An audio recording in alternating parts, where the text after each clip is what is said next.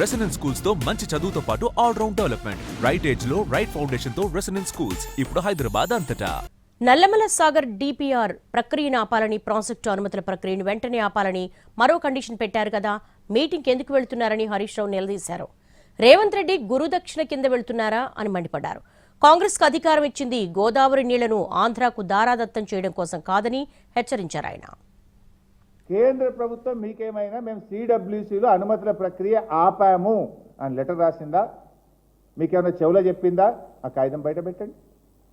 Number 2, Andhra Pradesh మేము Nallamala Sagar pre feasibility report తయారీ ప్రక్రియను ఆపేసినము అని ఆంధ్రప్రదేశ్ మీకు ఏమైనా హామీ ఇచ్చిందా? కమాన్ బయట పెట్టండి. మరి ఈ రెండు జరగకుండా ఇలా మీటింగ్కి ఎందుకు పోతున్నారు? ఈ రెండు జరగకపోతే మీరు మీటింగ్కి ఎందుకు పోతున్నారు? అంటే తెలంగాణ నీళ్లను ఆంధ్రాకు ధార దత్తం చేయడానికి పోతున్నారా? రేవంత్ రెడ్డి గురు దక్షిణలో భాగంగా పోతున్నారా? తెలంగాణకు మరణ శాసనం రాయాలనుకుంటున్నారా?